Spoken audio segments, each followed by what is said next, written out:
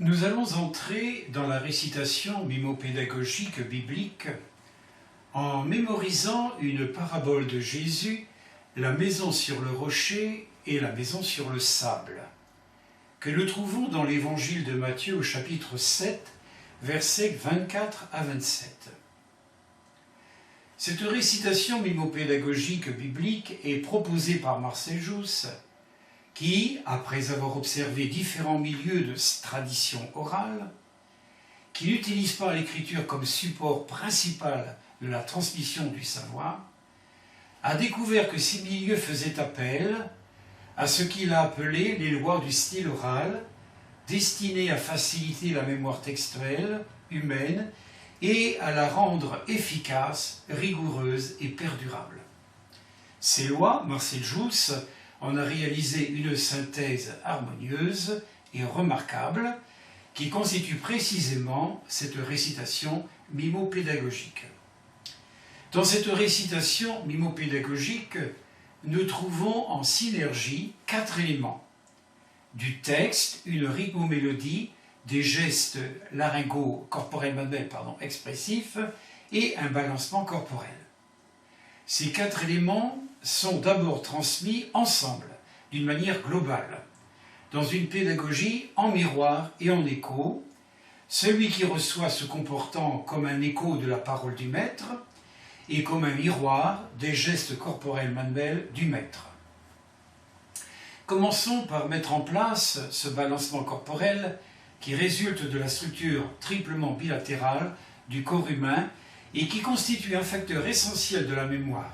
Pour avoir de la mémoire textuelle, il faut se balancer. Tout d'abord, on se tient debout, un pied devant l'autre. Lorsqu'on est droitier, c'est plus spécifiquement le pied droit qu'on met en avant. Ça peut être aussi le pied gauche. Et on va d'abord porter alternativement le poids du corps d'un pied sur l'autre. C'est tout le corps qui doit se déplacer, ce n'est pas un simple sautillement sur les jambes. À partir du bassin, il y a un déplacement latéral d'avant en arrière. Ensuite, il faut faire attention à la pose des pieds sur le sol au fur et à mesure qu'on se balance. Donc je vous demande d'abord de prendre le temps de bien vous balancer en portant le poids du corps d'un pied sur l'autre et de faire une première prise de conscience corporelle, de bien sentir votre poids qui se repose totalement, successivement, d'un pied sur l'autre. Ensuite, je vais vous demander de vous arrêter sur le pied avant et de prendre conscience de la position de votre pied arrière. Vous ne pouvez pas faire autrement que de soulever le talon en gardant la pointe du pied au sol. Vous passez maintenant sur le pied arrière et là vous devez faire très attention. On a tendance à laisser le talon au sol et à soulever la pointe du pied droit, alors qu'en réalité c'est l'inverse qu'il faut faire. Il faut que la pointe du pied droit reste au sol et que le talon se soulève, comme c'était la position du pied arrière quand nous étions en avant. En effet, ce balancement est destiné à marquer d'un léger coup de talon le rythme de la mélodie, qui est aussi un élément essentiel de la mémoire. Nous aurons d'ailleurs l'occasion, dans l'apprenage de ce texte, de vérifier que cette frappe des talons coïncide bien avec les syllabes énergétiques du texte, afin d'assurer une synergie parfaite qui permet à la mémoire de se monter et de perdurer. Donc on prend le temps un petit peu de se balancer et prenez bien conscience de la position de votre pied avant en vérifiant bien que c'est le talon qui se soulève et la pointe du sol qui reste au sol, la pointe du pied qui reste au sol. Je vais maintenant donc réciter une fois en entier la parabole de la maison sur le rocher et de la maison sur le sable. Quiconque entend mes paroles que voici et fait celles-ci, à quoi sera-t-il comparable? À un homme avisé qui a bâti sa maison sur le rocher. Et la pluie est tombée, les torrents sont venus, et les vents ont soufflé, et se sont déchaînés contre cette maison. Et elle ne s'est pas écroulée, car elle était fondée sur le rocher. Quiconque entend mes paroles que voici, et ne fait pas celle-ci, à quoi sera-t-il comparable? À un homme insensé qui a bâti sa maison sur le sable. Et la pluie est tombée, les torrents sont venus, et les vents ont soufflé, et se sont déchaînés contre cette maison. Et elle s'est écroulée, et son écroulement fut grand. Alors maintenant, nous allons entrer dans la transmission proprement dite, suivant l'usage traditionnel des rabbis d'Israël, dans laquelle le maître devait répéter sa leçon 4 fois pour que ses disciples puissent la retenir. Nous allons découper, il y a d'abord 2 récitatifs parallèles, la maison sur le rocher, la maison sur le sable. On va d'abord prendre la première partie, et chaque petit balancement de 2 ou 3 propositions, nous allons le répéter 4 fois. Et ensuite, nous enchaînerons avec les suivants. Donc nous avons déjà répété 4 fois la première partie. Quiconque entend mes paroles que voici, et fait celle-ci, à quoi sera-t-il comparable? Une deuxième fois. Quiconque entend mes paroles que voici, et fait celle-ci, à quoi sera-t-il comparable? Troisième fois. Quiconque entend mes paroles que voici, et fait celle-ci, à quoi sera-t-il comparable? La quatrième fois, le maître normalement fait répéter en laissant les élèves chanter. Quiconque entend mes paroles que voici, et fait celle-ci, à quoi sera-t-il comparable? Donc là, nous avons transmis les 4 éléments à la fois, d'une manière globale. Mais comme nous ne sommes pas spécialement initiés à ce genre de transmission, nous allons maintenant nous attarder sur la coïncidence entre la pose des talons et les syllabes énergétiques du texte. Donc je vais marquer le rythme avec ma main pour indiquer en fait la pose des talons par rapport aux syllabes énergétiques du texte. Quiconque entend mes paroles que voici, et fait celle-ci, à quoi sera-t-il comparable? Je vais même me tourner de côté pour qu'on voit peut-être mieux le déplacement du corps. Quiconque entend mes paroles que voici, et fait celle-ci, à quoi sera-t-il comparable? Encore une fois.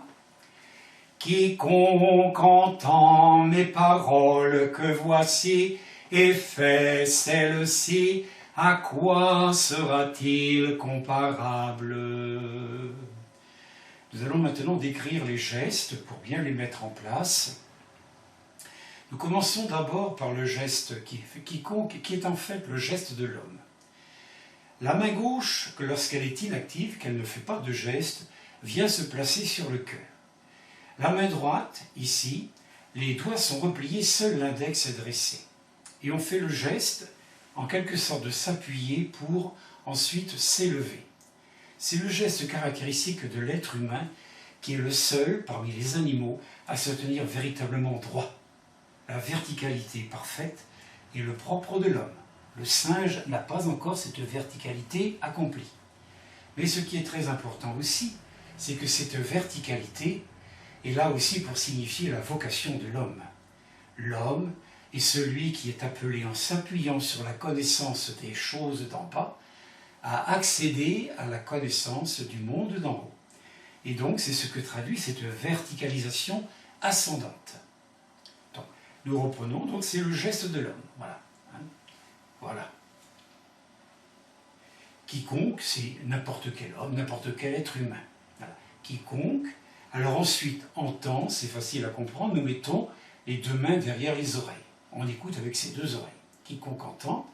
Ensuite, nous avons le geste de la parole. Vous voyez, la main gauche revient sur le cœur puisqu'elle va être inactive. C'est la main droite qui va en fait faire un petit geste circulaire partant du cœur, qui est le siège de la pensée et de la mémoire dans l'anthropologie biblique. Donc, la main droite part du cœur et va passer par la bouche pour aller vers un interlocuteur. En général, on n'a pas le temps de poursuivre le geste jusqu'au bout. On se contente de faire un petit geste circulaire partant du cœur et passant par la bouche. Donc je reprends, quiconque entend mes paroles que voici. N'oubliez pas que voici, c'est vois ici. Donc on se contente ici de présenter la main droite. Et ensuite, faire. Ici, nous faisons un petit cercle, mais assez actif, comme si on modelait quelque chose. Voilà. Donc, et qui fait. Et à nouveau, nous refaisons le même geste que voici pour c'est le si. Donc on reprend les gestes sans chanter. Quiconque entend mes paroles que voici et fait c'est le si. Et là, on va poser un petit geste interrogatif, donc on va un petit peu lever les deux mains. À quoi sera-t-il comparable? Et on va ramener les deux mains l'une contre l'autre dans un geste de comparaison. Comparer, c'est précisément rapprocher deux choses pour voir en quoi elles se ressemblent ou éventuellement en quoi elles diffèrent. Donc on rapproche les deux mains. Nous reprenons encore une fois les gestes lentement. Quiconque entend mes paroles que voici et fait celle-ci, à quoi sera-t-il comparable? Nous reprenons ensemble les quatre éléments, une fois avec moi, et ensuite, vous essayerez à nouveau de le répéter tout seul, mais je vous soutiendrai, puisqu'effectivement, il ne faut pas que je perde le rythme de la récitation. Quiconque entend mes paroles que voici, et fait celle-ci, à quoi sera-t-il comparable?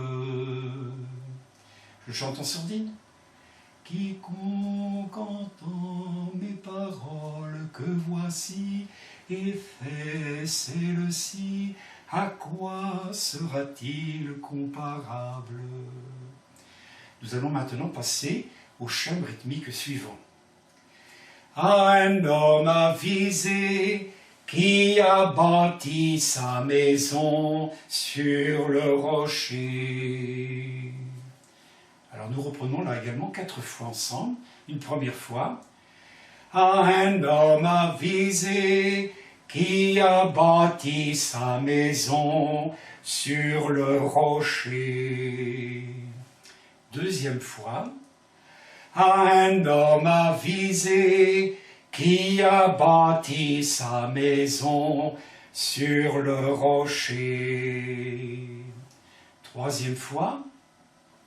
Un homme avisé qui a bâti sa maison sur le rocher.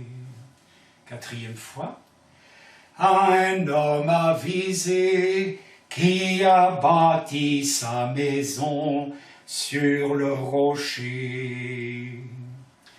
Et maintenant, comme tout à l'heure, nous allons reprendre simplement ce schème rythmique pour vérifier la coïncidence de la frappe des talons avec les syllabes énergétiques du texte. Un homme avisé qui a bâti sa maison sur le rocher. Encore. Un homme avisé qui a bâti sa maison sur le rocher. Je me tourne. un homme avisé qui a bâti sa maison sur le rocher. Pour les gestes, nous retrouvons le geste de l'homme, bien sûr, et avisé, simplement, nous ouvrons la main droite au niveau du visage. Avisé. Ensuite, nous allons poser les pierres. Donc, on en pose une avec la main droite, bien à plat, une avec la main gauche par-dessus. On a peut-être le temps d'en poser 3, mais il vaut mieux n'en poser que 2, lentement, bien clairement, que de faire un geste trop rapide qui perdrait sa signification. Donc, qui a bâti sa maison? Donc ici, on va faire simplement le geste de la bâtisse, qui est posé devant soi. Et puis, sur le rocher, alors c'est un geste qui est très important, puisque c'est aussi celui que nous ferons pour la foi, la confiance. En fait, on s'appuie sur quelque chose de solide, de résistant, sur lequel on peut vraiment s'appuyer et faire confiance. Voilà. Donc je reprends les gestes. À un homme avisé qui a bâti sa maison sur le rocher. Encore une fois, à un homme avisé qui a bâti sa maison sur le rocher. Et maintenant, nous reprenons les 4 éléments, une fois moi et puis une fois vous, pendant laquelle je chanterai en sourdine. Un homme avisé qui a bâti sa maison sur le rocher. À vous. Un homme avisé qui a bâti sa maison sur le rocher. Et maintenant, nous avons à notre disposition 2 petits wagons, 2 schèmes rythmiques, et maintenant il faut que nous les enchaînions, car les problèmes de mémoire souvent sont à la coupure entre les 2 schèmes rythmiques. Donc c'est par la continuité, à la fois du balancement, des gestes expressifs et de la mélodie, que la mémoire va se monter. Donc nous reprenons tout depuis le début.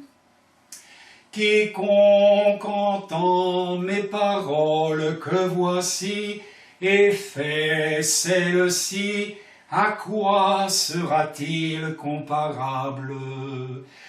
Un homme avisé qui a bâti sa maison sur le rocher. Encore une fois avec moi. Quiconque entend mes paroles que voici et fait celle-ci, à quoi sera-t-il comparable? À un homme avisé qui a bâti sa maison sur le rocher. Je vous laisse répéter, je chante en sourdine. Quiconque entend mes paroles que voici et fait celle-ci, à quoi sera-t-il comparable? À un homme avisé qui a bâti sa maison sur le rocher. Alors maintenant, nous passons au schème rythmique suivant, avec les éléments naturels qui vont se déchaîner contre cette maison. Et la pluie est tombée, les torrents sont venus. On va déjà s'arrêter là. On va répéter 4 fois. Et la pluie est tombée, les torrents sont venus. Et la pluie est tombée, les torrents sont venus. Et la pluie est tombée, les torrents sont venus. Même chose, nous prenons maintenant la frappe des talons. Et la pluie est tombée, les torrents sont venus. Et la pluie est tombée, les torrents sont venus. Et la pluie est tombée, les torrents sont venus. Et la pluie est tombée, les torrents sont venus. Alors pour le geste de la pluie, en fait, le geste est doux. Nous faisons d'abord nous dessinons la voûte des cieux avec un grand arc de cercle, et ensuite nous revenons et avec les doigts, nous mimons la pluie qui tombe. Voilà, et la pluie est tombée. Pour les torrents, eh bien, nous allons faire rouler les épaules et les bras, et les torrents sont venus. Il n'y a pas de geste particulier pour venir, puisque nous restons dans cette position, dans ce geste du torrent. Donc je reprends, et la pluie est tombée, les torrents sont venus. On reprend avec la mélodie. Et la pluie est tombée, les torrents sont venus. À vous. Et la pluie est tombée, les torrents sont venus. Alors je reprends et je vais ajouter la suite. Parce que là c'est difficile de découper en fait. Et la pluie est tombée, les torrents sont venus, et les vents ont soufflé et se sont déchaînés contre cette maison. Donc là on va reprendre toutes ces parties-là pour ne pas la découper. Et la pluie est tombée, les torrents sont venus, et les vents ont soufflé et se sont déchaînés contre cette maison. Une deuxième fois. Et la pluie est tombée, les torrents sont venus, et les vents ont soufflé et se sont déchaînés contre cette maison. Troisième fois. Et la pluie est tombée, les torrents sont venus, et les vents ont soufflé et se sont déchaînés contre cette maison. Une dernière fois. Et la pluie est tombée, les torrents sont venus, et les vents ont soufflé et se sont déchaînés contre cette maison. Nous prenons maintenant les gestes. Alors, pour les vents, en fait, nous essayons de rassembler les 4 vents qui correspondent aux 4 points cardinaux, mais comme nous n'avons que 2 bras, nous n'en prenons que 2 et nous les ramenons au niveau de la bouche pour souffler. Et les vents ont soufflé et se sont déchaînés, nous mettons les 2 points liés et nous faisons sauter nos chaînes et se sont déchaînés. Avec les 2 points fermés, nous allons vers l'avant et nous dessinons le mur contre lequel, effectivement, ces vents viennent se déchaîner. Donc, et les vents ont soufflé et se sont déchaînés contre cette maison. Alors, nous reprenons tout l'ensemble à partir de « Et la pluie est tombée ». Et la pluie est tombée, les torrents sont venus, et les vents ont soufflé et se sont déchaînés contre cette maison. Encore une fois. Et la pluie est tombée, les torrents sont venus, et les vents ont soufflé et se sont déchaînés contre cette maison. À vous, je chante en sourdine. Et la pluie est tombée, les torrents sont venus, et les vents ont soufflé et se sont déchaînés contre cette maison.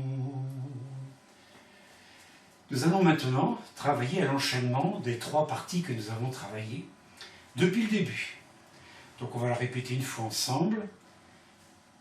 Quiconque entend mes paroles que voici, et fait celle-ci, à quoi sera-t-il comparable? À un homme avisé qui a bâti sa maison sur le rocher. Et la pluie est tombée, les torrents sont venus, et les vents ont soufflé et se sont déchaînés contre cette maison. Et enfin, la conclusion. Et elle s'est écroulée. Non, pardon, excusez-moi. Et elle ne s'est pas écroulée, car elle était fondée sur le rocher. Et elle ne s'est pas écroulée, car elle était fondée sur le rocher. Troisième fois. Et elle ne s'est pas écroulée, car elle était fondée sur le rocher. Encore. Et elle ne s'est pas écroulée, car elle était fondée sur le rocher. Nous prenons la frappe des talons sur cette partie. Et elle ne s'est pas écroulée, car elle était fondée sur le rocher. Il faut bien prendre le temps de prononcer « et elle ne s'est pas » de façon à garder le rythme. Il n'y a pas dans la récitation mimopédagogique de « e muet ». On les prononce tous. Et elle ne s'est pas écroulée, car elle était fondée sur le rocher. Je me tourne. Et elle ne s'est pas écroulée, car elle était fondée sur le rocher. Alors nous faisons ici d'abord le geste de la négation, car elle ne sait pas, qui consiste, en fait, avec les deux mains, à les séparer énergiquement devant soi. Non. Voilà. Et elle ne s'est pas écroulée, on fait tomber la maison, car elle était fondée, et là on va rester dans ce geste d'appui solide. Et elle était fondée sur le rocher. On ne fait qu'un seul geste, en restant bien dans cette solidité. On reprend. Et elle ne s'est pas écroulée, car elle était fondée sur le rocher. À vous, je chante en sourdine. Et elle ne s'est pas écroulée, car elle était fondée sur le rocher. Et maintenant, nous avons à notre disposition la première partie de cette récitation, la maison bâtie sur le rocher, que nous allons maintenant répéter en entier, ensemble d'abord. Quiconque entend mes paroles que voici et fait celles-ci, à quoi sera-t-il comparable? À un homme avisé qui a bâti sa maison sur le rocher.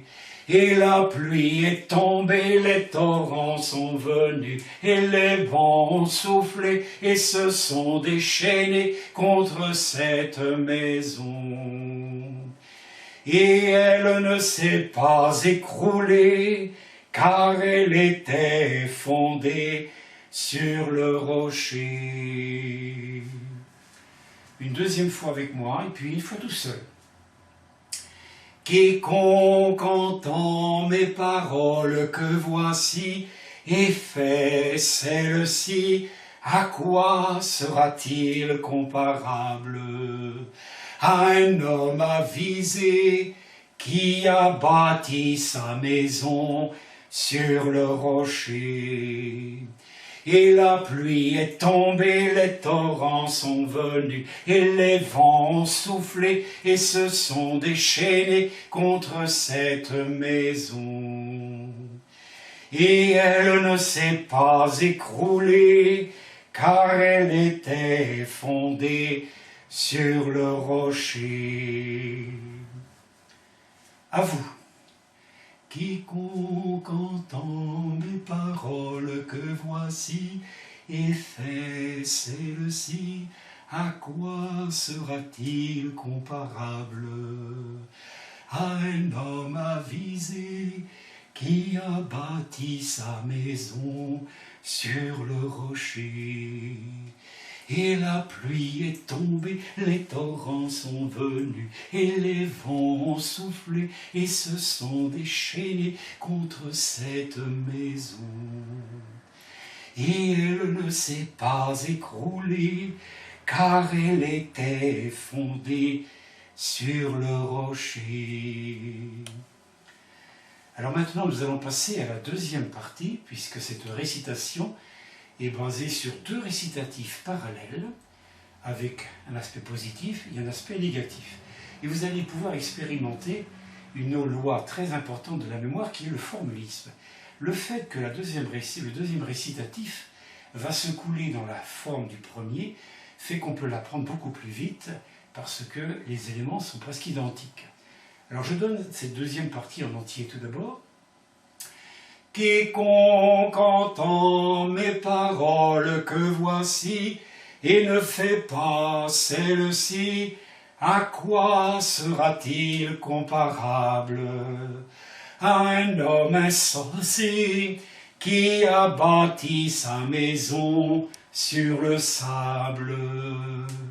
Et la pluie est tombée, les torrents sont venus, et les vents ont soufflé, et se sont déchaînés contre cette maison. Et elle s'est écroulée, et son écroulement fut grand. Voilà, donc en fait, il n'y a que quelques modifications.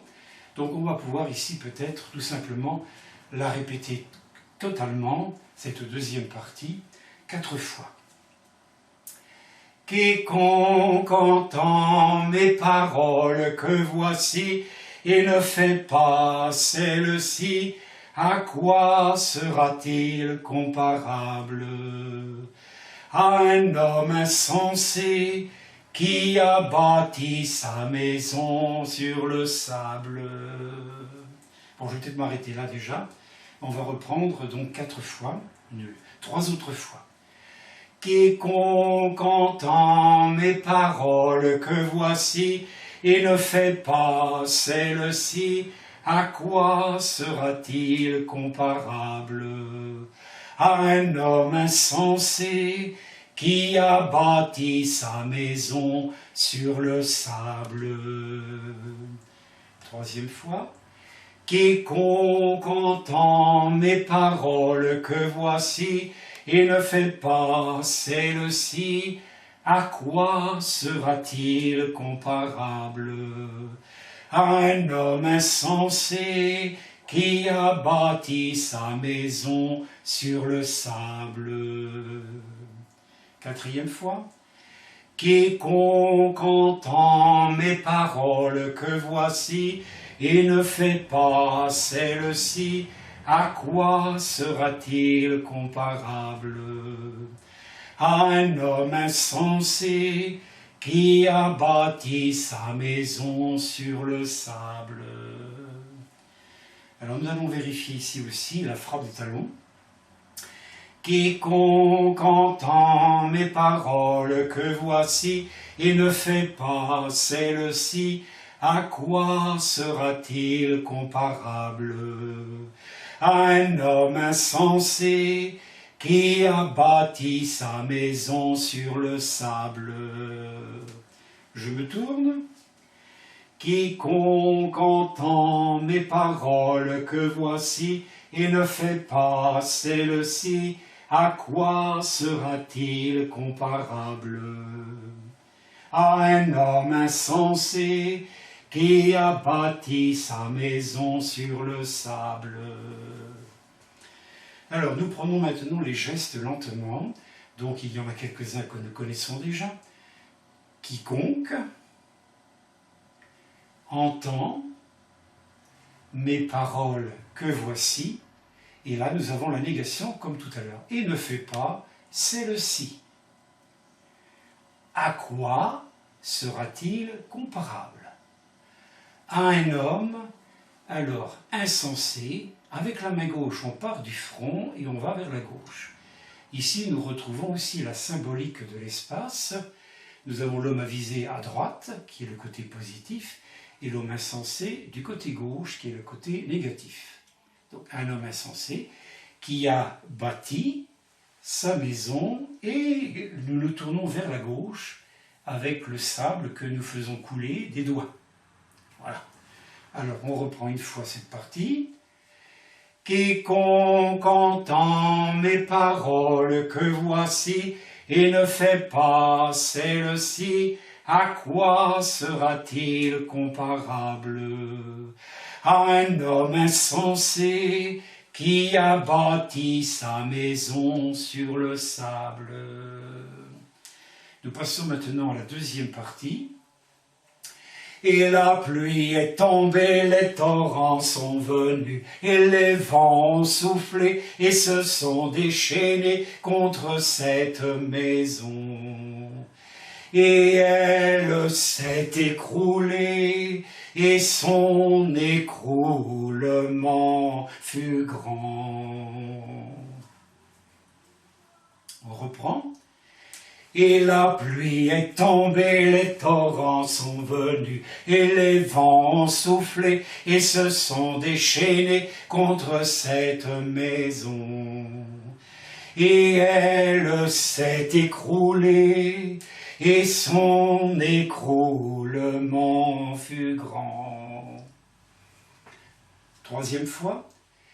Et la pluie est tombée, les torrents sont venus, et les vents ont soufflé, et se sont déchaînés contre cette maison. Et elle s'est écroulée, et son écroulement fut grand. Alors nous prenons la phrase des talons. Et la pluie est tombée, les torrents sont venus, et les vents ont soufflé, et se sont déchaînés contre cette maison. Et elle s'est écroulée, et son écroulement fut grand. Je me tourne. Et la pluie est tombée, les torrents sont venus, et les vents ont soufflé, et se sont déchaînés contre cette maison. Et elle s'est écroulée, et son écroulement fut grand. Alors nous avons rajouté à la fin, et elle s'est écroulée, nous la laissons tomber, et ensuite, et son écroulement fut grand. Ce sont ces maisons de Palestine qui sont faites en terre cuite, et lorsque la pluie tombe dessus, en fait, ça coule comme du beurre qui fond. Et donc, ce que nous évoquons par ce geste, où petit à petit, la terre glaise se dilue. Et puis grand, et bien nous élargissons le geste devant nous. Voilà. Alors maintenant, nous répétons une fois la deuxième partie, et puis ensuite, nous allons répéter la récitation en entier avec ces deux récitatifs parallèles. Quiconque entend mes paroles que voici et ne fait pas celles-ci, à quoi sera-t-il comparable? À un homme insensé qui a bâti sa maison sur le sable. Et la pluie est tombée, les torrents sont venus, et les vents ont soufflé, et se sont déchaînés contre cette maison. Et elle s'est écroulée, et son écroulement fut grand. Et maintenant, nous la répétons en entier. Quiconque entend mes paroles que voici et fait celles-ci, à quoi sera-t-il comparable? À un homme avisé qui a bâti sa maison sur le rocher. Et la pluie est tombée, les torrents sont venus, et les vents ont soufflé, et se sont déchaînés contre cette maison. Et elle ne s'est pas écroulée, car elle était fondée sur le rocher. Quiconque entend mes paroles que voici, et ne fait pas celle-ci, à quoi sera-t-il comparable? À un homme insensé qui a bâti sa maison sur le sable. Et la pluie est tombée, les torrents sont venus, et les vents ont soufflé, et se sont déchaînés contre cette maison. Et elle s'est écroulée, et son écroulement fut grand. Voilà, et pour terminer, eh bien, je vais vous laisser chanter en vous accompagnant en sourdine. Quiconque entend mes paroles que voici et fait celle-ci, à quoi sera-t-il comparable? À un homme avisé qui a bâti sa maison sur le rocher. Et la pluie est tombée, les torrents sont venus, et les vents ont soufflé, et se sont déchaînés contre cette maison. Et elle ne s'est pas écroulée, car elle était fondée sur le rocher. Quiconque entend mes paroles que voici, et ne fait pas celle-ci, à quoi sera-t-il comparable? À un homme insensé qui a bâti sa maison sur le sable. Et la pluie est tombée, les torrents sont venus, et les vents ont soufflé, et se sont déchaînés contre cette maison. Et elle s'est écroulée, et son écroulement fut grand. Vous voyez, en principe, quand on travaille en groupe, l'enseigneur se retire progressivement. Ce que je ne peux pas vraiment faire ici, c'est-à-dire que dans un premier temps, il continue à soutenir le groupe en chantant mais en ne faisant plus de gestes, et dans un second temps, le professeur ne fait plus rien du tout, pour laisser les élèves effectivement s'approprier la récitation, en s'aidant bien sûr du support des autres personnes. Voilà, donc pour cette première tentative de récitation mémopédagogique biblique, j'espère que vous avez réussi à bien mémoriser cette parabole.